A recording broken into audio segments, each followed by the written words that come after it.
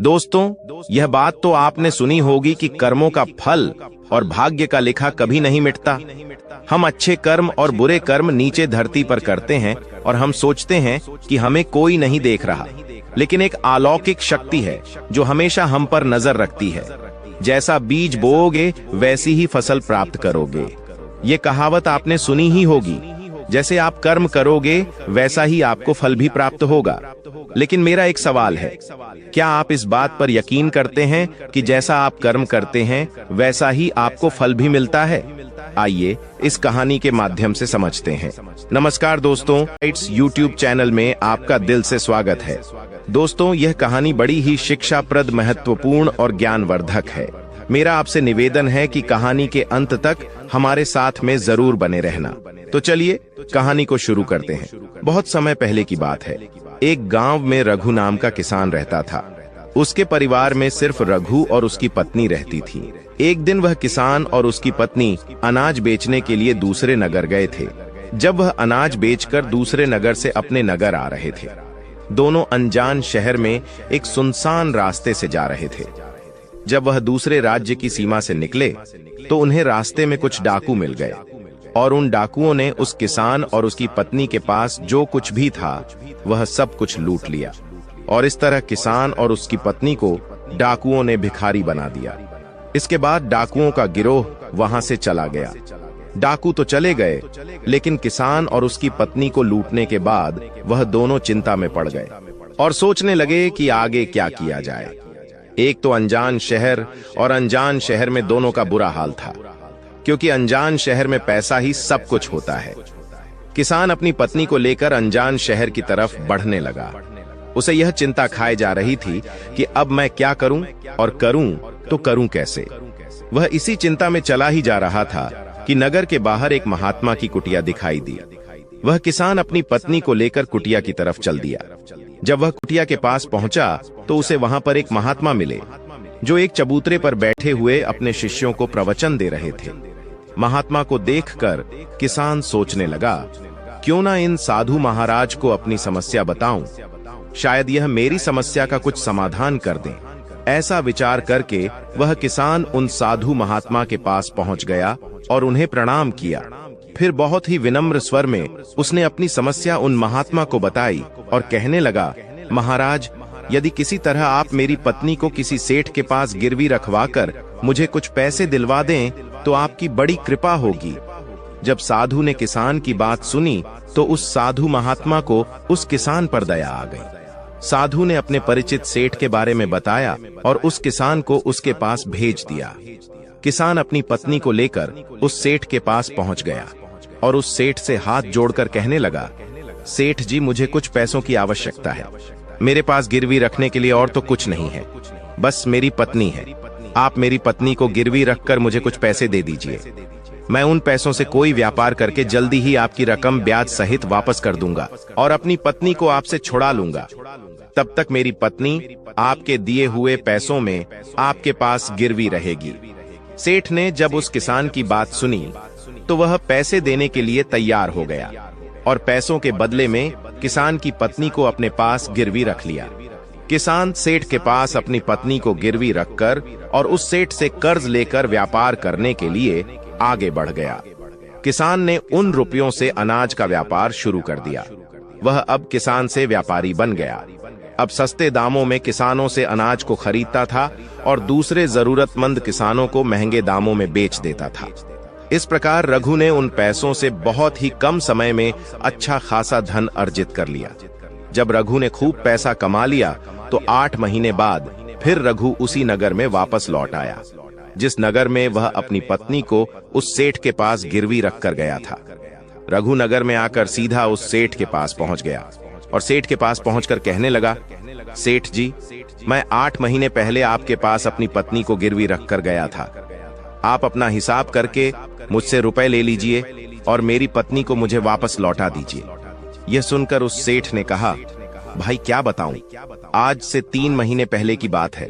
तुम्हारी पत्नी अचानक बीमार पड़ गई और उस बीमारी के कारण तुम्हारी पत्नी की मृत्यु हो गई।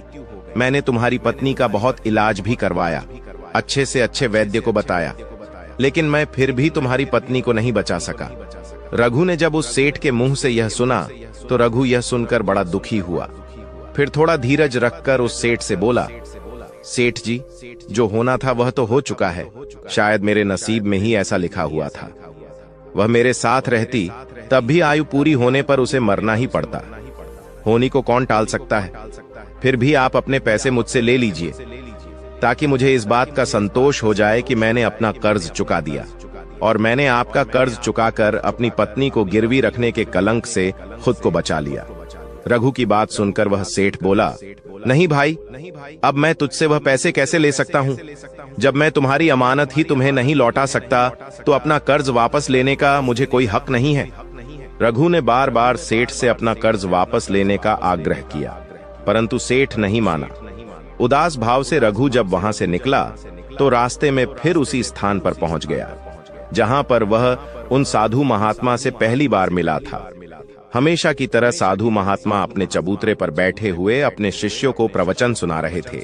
रघु भी मन की शांति के लिए वहीं पर जाकर बैठ गया और महात्मा के प्रवचन सुनने लगा। साधु महात्मा ने जब रघु को देखा तो साधु महात्मा उसे पहचान गए और उसका हालचाल पूछने लगे। रघु ने पूरा घटनाक्रम उन साधु महात्मा को बता दिया। वह साधु एक सिद्ध महात्मा थे। रघु की बात सुनकर उस साधु ने कहा, भाई, उस सेठ ने तेरे साथ धोखा किया है। तेरी पत्नी निश्चित रूप से जीवित है। भाई, तेरी पत्नी को या तो उस सेठ ने अपने घर में छुपा लिया है या फिर उस सेठ ने तेरी पत्नी को अपने किसी परिचित के यहाँ दूर किसी जगह पर भेज दिया है। अब तू ऐसा कर, यहाँ के राजा के पास चला जा और राजा के दरबार में जाकर प्रार्थना करना कि राजा साहब मेरी पत्नी को सेठ से दिलवा दो, क्योंकि इस नगर का जो राजा है वह बहुत ही बुद्धिमान व्यक्ति है। वह निश्चित ही तेरी पत्नी को उस सेठ पर जोर डालकर तुझे दिलवा देगा। उसके दरबार में ही तुम्हारा फैसला होगा। जब रघु ने उस साधु महात्मा की बातों को सुना तो रघु उस साधु महात्मा की बात मानकर राजा के दरबार में जाने के लिए चल दिया। रघु राजा के दरबार में पहुंच गया और राजा के दरबार में पहुंचकर राजा से गुहार लगाने लगा कि महाराज, मेरी पत्नी को सेठ से मुझे दिलवा दीजिए। महाराज, मैंने सेठ के कुछ धन उधार लिया था। बदले में अपनी पत्नी को सेठ के पास गिरवी रख कर गया था। जब मैं धन लेकर अपनी पत्नी को उस सेठ के पास लेने गया तो वह कह रहा है कि उसका देहांत हो गया है। वह झूठ बोल रहा है। रघु की प्रार्थना सुनकर राजा ने सेठ को दरबार में बुलाया और उससे कहा, सेठ, क्या यह बात सच है कि यह किसान कुछ रुपयों के बदले में अपनी पत्नी को तुम्हारे पास गिरवी रख कर गया था? सेठ ने स्वीकार करते हुए कहा कि हाँ राजन, किसान की यह बात बिल्कुल सच है। राजा ने फिर कहा, तुम इसकी पत्नी को क्यों नहीं लौटा रहे हो? राजा की बात सुनकर वह सेठ बोला, कैसे लौटा सकता हूं महाराज? मैंने इस किसान को बता तो दिया कि आज से 3 महीने पहले इसकी पत्नी की मृत्यु हो चुकी है। महाराज, अब मैं धर्मराज के पास जाकर तो इसकी पत्नी को वापस नहीं ला सकता। राजा ने पूछा, कोई गवाह है तुम्हारे पास जो इस बात की पुष्टि कर दे कि इसकी पत्नी की मृत्यु हो चुकी है? तो सेठ बोला, जी महाराज, इस बात की पुष्टि वह अच्छी तरह से कर देगा जिसने इस व्यापारी की पत्नी का इलाज किया था। वह 4 व्यक्ति भी इस बात की गवाही दे देंगे जो इसकी पत्नी को शमशान में जलाकर आए थे। उस सेठ ने यह बात इतने आत्मविश्वास के साथ कही कि राजा को भी उस पर भरोसा हो गया। तब राजा ने रघु से कहा, भाई, अगर तुम्हारी पत्नी जीवित होती तो हम तुम्हें अवश्य दिलवा देते। अब तो हमारी भी मजबूरी है। इस प्रकार राजा ने रघु को समझा बुझाकर वापस भेज दिया। रघु फिर से साधु महात्मा के पास पहुंच गया और जो कुछ दरबार में राजा और सेठ ने कहा वह सारी बातें साधु महात्मा को बता दी। यह सब सुनकर उस ज्ञानी महात्मा ने कहा, मैंने राजा को इतना विवेकहीन नहीं समझा था। मुझे दुख है कि उसने तुम्हारे साथ कोई न्याय नहीं किया। उस राजा ने सेठ की बातों पर तो यकीन कर लिया और तुम्हें समझा बुझाकर मेरे पास वापस भेज दिया। अब तुम मेरी एक बात सुनो। तुम एक बार फिर से राजा के पास जाओ और उसे कहना कि सिर्फ 3 घंटे के लिए वह अपनी राजगद्दी पर मुझे बैठने का अधिकार दे दें। तब मैं राजा को बताऊंगा कि न्याय कैसे किया जाता है और न्याय किसे कहते हैं। रघु एक बार फिर से राजा के दरबार में पहुंचा और जैसा उस साधु महात्मा ने कहा था उसने राजा से कह दिया। राजा ने रघु की यह बात सुनी तो यह सुनकर राजा ने कहा, मुझे 3 घंटे के लिए राजगद्दी छोड़ने में कोई ऐतराज नहीं है। यदि ऐसा करने से तुम्हें न्याय मिल जाएगा तो मैं 3 घंटे के लिए उस साधु महात्मा के लिए अपनी राजगद्दी छोड़ दूंगा। तुम उन महात्मा को राज दरबार में ले आओ।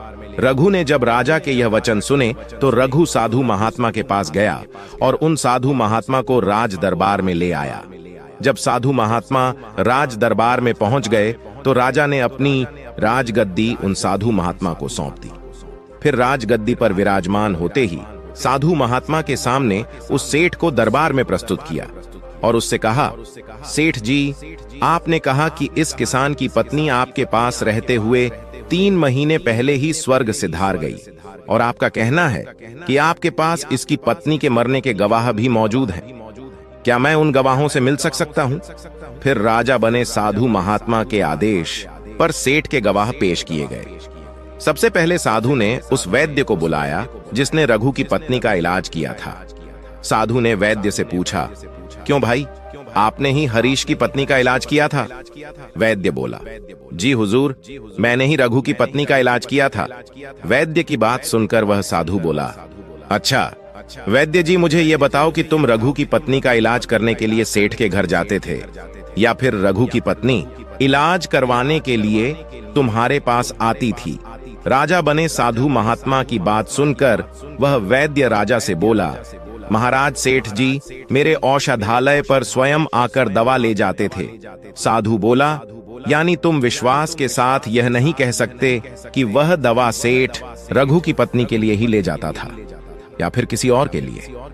साधु की बात सुनकर वह वैद्य बोला, हाँ महाराज, यह बात मैं यकीन के साथ तो नहीं कह सकता कि सेठ किसके लिए दवाई ले जाते थे, लेकिन सेठ जी मुझसे दवाई जरूर ले जाया करते थे। वैद्य की बात सुनकर वह साधु बोला, इसका मतलब तो यही हुआ कि तुम मरीज को बिना देखे ही दवाइयां देते हो। यह तो बहुत ही गंभीर है। तुम दवा के स्थान पर किसी को जहर भी तो दे सकते हो, और हो सकता है तुम्हारे द्वारा दिए हुए जहर से ही रघु की पत्नी की मृत्यु हुई हो। उस साधु की यह बातें सुनकर वैद्य का चेहरा डर के मारे पीला पड़ने लगा और वह भयभीत स्वर में बोला, नहीं हुजूर, ऐसा हरगिज नहीं हो सकता। मैं अपने किसी मरीज को दवा के बदले भला जहर क्यों दूंगा? और इस तरह से मेरी सारी मान प्रतिष्ठा भी धूल में मिल जाएगी। वैद्य की बात सुनकर वह साधु महात्मा बोले, अब तो तुम ऐसा ही कहोगे।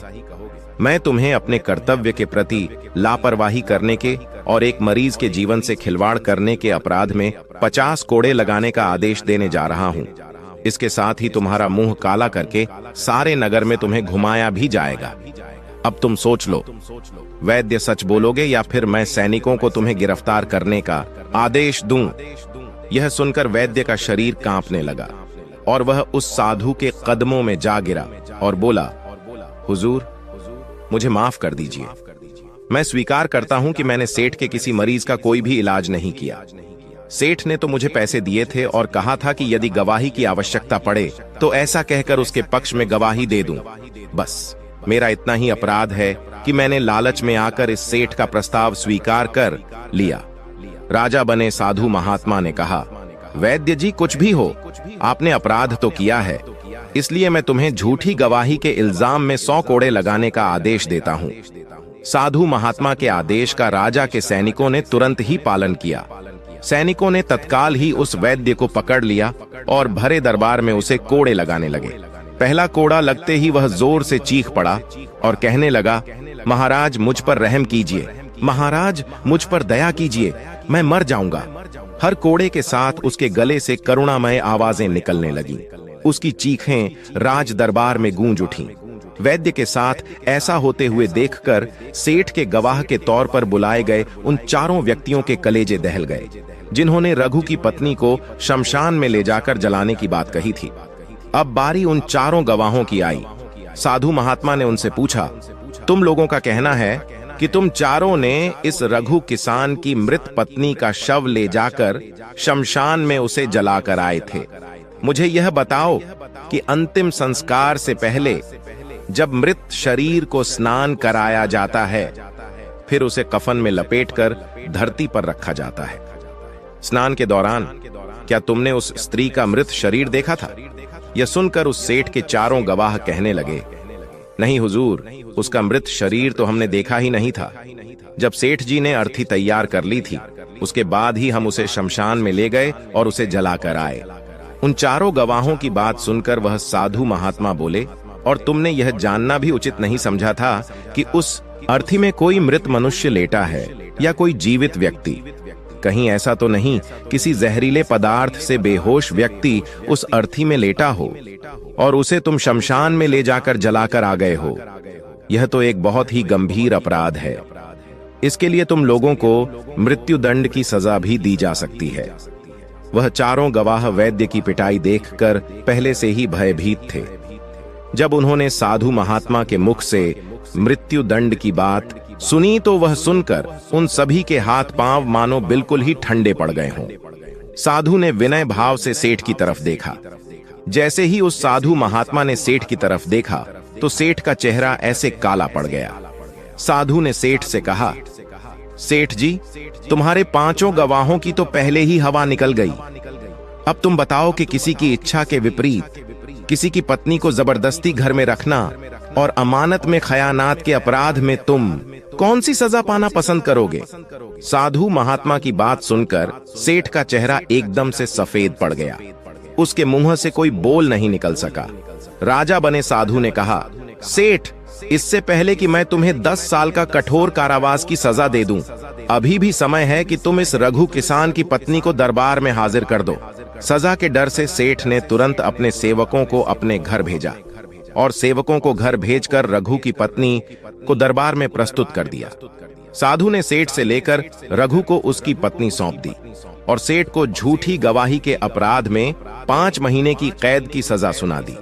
उन चारों गवाहों को भी कड़ी से कड़ी सजा दी गई, जिन्होंने रघु की पत्नी का शव शमशान में ले जाने की झूठी गवाही दी थी। यह देखकर राजा आश्चर्यचकित रह गया और साधु के सामने हाथ जोड़कर बोला, महात्मा, आप धन्य हैं। आपने मुझे सिखा दिया कि न्याय कैसे किया जाता है। राजा की बात सुनकर वह साधु महात्मा बोला, राजन, मेरी 3 बातें सदैव याद रखना कि कभी भी इन 3 स्थानों पर अपनी पत्नी को अकेला नहीं छोड़ना चाहिए। अब हम आपको बताते हैं। जिन स्थानों पर यदि कोई अपनी पत्नी को अकेला छोड़ता है तो उसे बहुत ही पश्चाताप करना पड़ता है। पहला स्थान है, अगर आपकी पत्नी को कोई बीमारी घेर ले और वह बीमार पड़ जाए तो ऐसी स्थिति में कभी भी उसको बीमारी में अकेला छोड़कर नहीं जाना चाहिए, क्योंकि जब कोई मनुष्य किसी स्त्री से विवाह करता है तो विवाह के समय वचन देता है कि मैं तेरे सुख दुख में और आजीवन तुम्हारे साथ रहूंगा। इसलिए बीमारी की हालत में उसके साथ सदैव बने रहिए और उसकी देखभाल करिए। जिस तरीके से पत्नी अपने पति की सेवा करती है, उसी तरह से पति का भी कर्तव्य बनता है कि अपनी पत्नी की सेवा में हमेशा तत्पर रहे। यह आपका कर्तव्य है। दूसरा स्थान है, अगर आपकी पत्नी निर्दोष है और कोई उस पर झूठा लांछन लगाता है तो ऐसी स्थिति में सदैव तुम्हें उसके साथ खड़े रहना चाहिए, क्योंकि एक लड़की अपने माता पिता का घर इसी आस में छोड़कर आती है कि पति मेरी भावनाओं को समझेगा और हर स्थिति में मेरा साथ देगा। इसलिए दुनिया वाले उस पर कोई झूठा दोष लगा रहे हैं तो आपको अपनी अर्धांगिनी के साथ खड़े रहना चाहिए। ऐसे समय में उसको कभी भी अकेला नहीं छोड़ना चाहिए, या कभी कोई ऐसी स्थिति आए तो उस समय तुम्हें अपनी पत्नी को बोलना चाहिए कि तुम बिल्कुल भी चिंता मत करो, मैं तुम्हारे साथ खड़ा हूँ। तीसरा स्थान है, कभी भूलकर भी अपनी पत्नी को पराये पुरुषों के पास नहीं छोड़ना। किसी भी परिस्थिति में अपनी पत्नी को किसी अन्य पुरुष के साथ अकेला नहीं छोड़ना चाहिए, क्योंकि आज के समय में किसी का कुछ नहीं पता, कौन कब और किसके साथ दगा कर दे। साधु महात्मा की बात सुनकर रघु और राजा को भी समझ आ गई। दोस्तों, आपने आज के इस वीडियो से क्या सीखा वह मुझे आप कमेंट में बता सकते हैं। इसी के साथ में उम्मीद है कि आपको आज की वीडियो पसंद आई होगी, तो इस वीडियो को उस इंसान को शेयर करें जिससे यह कहानी सुनने की जरूरत है, और उसी के ठीक बाद चैनल को सब्सक्राइब करें। तो चलिए फिर मिलते हैं ऐसी एक और नई वीडियो में एक नए मैसेज के साथ। तब तक के लिए अपना ख्याल रखें।